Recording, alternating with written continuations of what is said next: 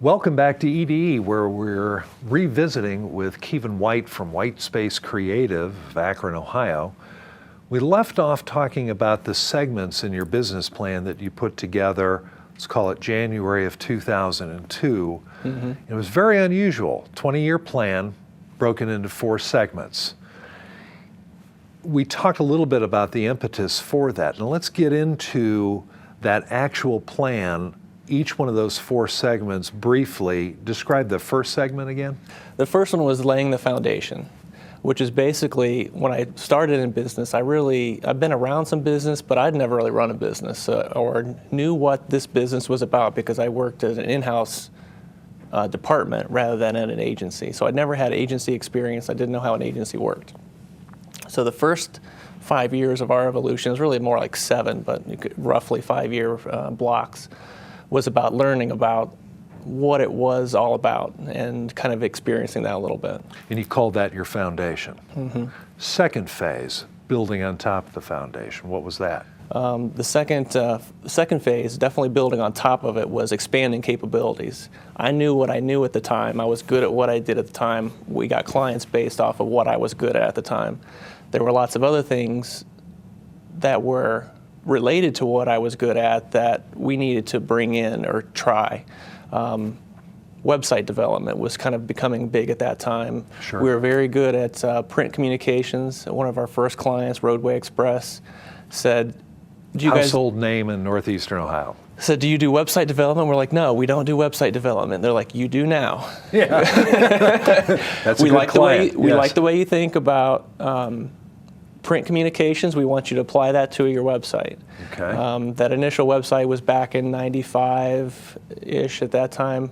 And interestingly enough, the original design we did is in the permanent collection of the Smithsonian as far as early business website development. And you're in the Smithsonian Institution also? On top of all those in their other permanent accolades. collection, it's part of their archives. I was there a couple of years ago, not as a business person, just looking around. Just looking around. Continue.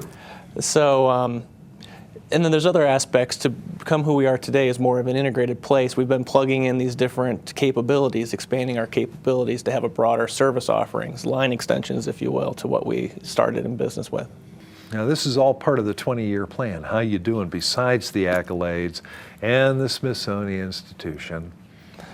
We're right on track, I think. We're in the middle of our third phase, which is expanding sales. So we're in the process of, in the past few years, we've added account staff, sales development, and we've gotten a lot more client advocates, and our clients have left one company and gone to other companies. So our client base and our client roster is definitely expanding. And that's what we're primarily focused on right now. Now, one of the things that I read with tremendous interest is a not-for-profit, let's call it activity that you do every year, and it really is phenomenal. Tell me about that, please. Okay. It's called Create-a-thon, and it was actually started by a company in South Carolina called Riggs. They started doing it to, as an agency, you get requests coming in all the time. Can you do this for free? Can you do this for free? Can you do this for free? Well, they had the idea to consolidate it, and then once a year they would do all the requests that they got. So they were able to put it off, and they didn't interrupt with their normal workflow. And they did it around the clock, 24 hours. They started at 8 o'clock one morning and finish up at 8 o'clock the next morning, so they could just get it out of the way. And they thought, this is kind of neat. And they did that for a couple years, and they had tremendous local success with it. And they thought, you know what, this is kind of neat. We should go out and see if other people will do this with us. And at the time, we were part of a nationwide network of agencies who share information and talk about stuff. So they reached out to that network and asked if anyone wanted to take part in it with them. And I think we were one of the first few people to agree to take part in it. At first, because I thought it would be fun. And like I said earlier, we're not only about making money. We like to do things that the staff and everybody like to do, but we found a lot more intangible benefits from doing it. But basically, there's an application process where we send out in June, that we send out applications to a database of emails that we have, and we also put an application on our website that if somebody hears about it, they can go and download it. These are not-for-profit, non-profit organizations who are in need of creative services. Right, and it can range anything from logo logo development. So we've done video development for some places, direct mail. We've written telemarketing scripts, things of that nature. Right. Anything that somebody might need. And this is for a 24-hour period, and during that time, what do you do? We start, like I said, with just like with Riggs started it. We start 8 o'clock on a Thursday morning. We've done a lot of work on the account side in advance where the applications come in and they give us all the information about what their requests are.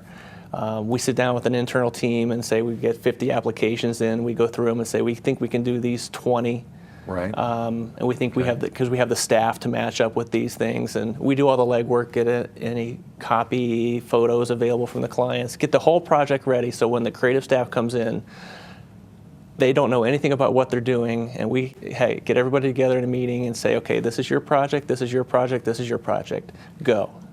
And it's force feed for 24 hours to do for these clients, and they're varied clients, not just one, if I'm correct. Right. On certain projects, and people stick with it for 24 hours? Sometimes they have 2-3 projects to do within that 24-hour period. And it's called no sleep. Straight through, yeah. You don't want to sleep in a creative department. You don't want to go sleep off in a corner someplace because you could wake up with some really not very good things happening to you. And as I understand it, there are about 40 agencies involved in this throughout the United States, and Yes. they've contributed almost $6 million in services over the last, 5 years, 6 years? I think it's been nationwide. This will be the 6th year. 6th year? Mm-hmm. And does this do something for your firm, giving away and getting in return? It does a ton for our firm. Internally, it creates a good team building atmosphere. There's something for us to rally around other than our normal clients. We get a ton of creative freedom in the projects. And the fact that they're not paying for it and they come in the next morning and we hand them their finished piece, it's a take it or leave it kind of situation. We'll make some minor adjustments to some pieces, but for the most part, they're taking our straight creative ideas and not diluting them for a lot of cases, which is different for a conservative market like this. Tell me you're a really nice guy and give your staff the next day off completely. Well, yeah, everyone goes home and sleep, except for a couple people who stay to answer some phones, but they're not the ones staying up all night. Sounds like a fun thing to do. So we basically close our office for 2 days to do it. And for most firms, that would be a huge ding in the revenue, and that's just part of the ball game at White Space Creative. Mm-hmm. That is very cool. Now, you're in the historic district of Akron, correct? Yeah. Tell us about that area of Akron and what's happening around you. The Akron area has really gone through a great resurgence here lately, and I think the building that we were in was mostly vacant for about 40 years, especially the floor we're on, because there was no elevator or steps even to get up there. There was a hole in the floor, and I called them mountain goat steps, and they were about like this high and about this deep each one, so you really had to climb to get up there. And we were really looking for space in the downtown area, and nothing was available for purchase. And we came across Tony Tropy, who's doing a lot of that development in that area down there. And we were one of the first ones to commit to this one block area to come in and really become a hallmark tenant, and that's allowed them to attract other businesses to come in. And the area has just expanded rapidly. There's very little space available down in that area right now. So you're not only contributing to your own firm's growth, you're contributing to the entire area in, call it downtown historic Akron. Mm-hmm. It all goes together. I mean, we can't succeed if the community's not succeeding. And we'll be right back with White Space Creative. Thank you.